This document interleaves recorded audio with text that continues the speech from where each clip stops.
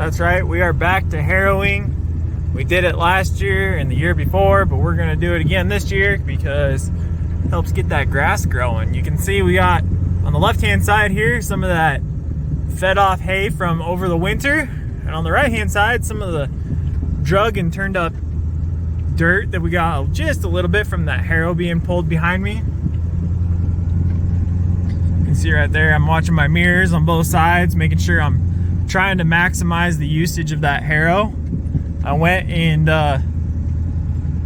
located it after a quick briefing from Dad. He told me where it was, and I just hooked up the chain to the back end of the hitch and then started slowly pulling into it like you would like a trailer or a harness, so to speak, and then we started going. I'm not going all that fast. You can see right there we're cruising somewhere between 5 and 10 mile an hour at a whopping ranch speed on the Hashknife. And here we are taking that final corner, going around the bend. Yeah, you can kind of hear it, yeah, can't you? You know, it's like the Kentucky Derby all over, just in a little bit of a farmer and rancher type of way. But yep, that's my day today. I got 4 days off, so I'm gonna be out here finishing up harrowing. He did the calving pasture yesterday and part of this well pasture. And if you're curious about where some of those different locations are, check out a recent Hashknife tour that I gave the wonderful folks at YouTube. But anyway, I'm gonna finish this up and then I'm gonna go up on top on that flat plateau and then finish that where we were feeding early this winter. But you can see over here, there's a whole lot left. And even though it's been harrowed, that's probably what we're gonna burn like we did last year. So stay tuned, because this is all gonna get torched as long as the weather holds out and we got our resident firefighter on hand.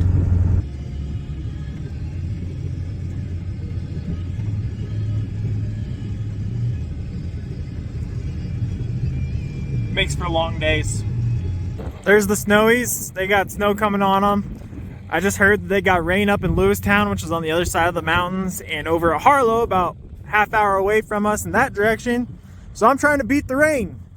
We want to kind of break all this stuff up, the dirt clods, the poop clods, the hay. But you can see this is what it looks like before, and that's what it looks like after. And then we'll probably burn that, like I said. You can see some of that over there, the difference.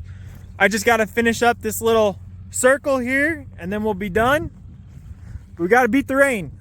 If it starts to rain too hard, then we'll be gouging the dirt instead of just kind of breaking up the clods, and we don't want that. That's going to ruin the pasture. So we got to toe a very fine line. You can see it's got it nice and broken up, but it's not digging dirt. We got poop clods over here that are getting completely busted, which is fantastic, but no dirt. If it sprinkles and it spits a little bit, that's okay.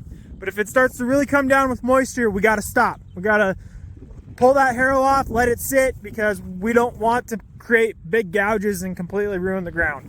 And with the harrowing, this will help bust up some of this hay here and then potentially open up a little bit of this dirt so that when the rain comes, it can help kind of reseed it and fertilize it a little bit. So hopefully this will work out for next year. And Dad and I were talking, this is our harrow right now. It's very old and worn out. We got it practically at a discount like 20 years ago.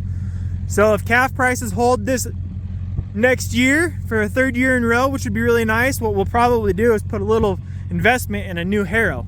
Right now we got it held down by drill stem and wire, just enough to help break it up. So you can see that's the before, and then as it gets drug over, that's the after. Leaving the feed ground over at the well, and now we're headed up this long hill up to the plateau. Nice and easy. It drags a little bit through this tall grass, so we gotta take it nice and easy, nice and slow. Don't want to ruin it. Gotta be gentle, very gentle. We are now up on top, so I'm gonna try and get a really good perimeter set here. Oh, there's ears. Hi, ears. And we're gonna try and harrow around this whole flat top here. And then when we're done with setting this perimeter on the plateau, we'll just start to fill it in. Here we go. It's gonna be a long, long day.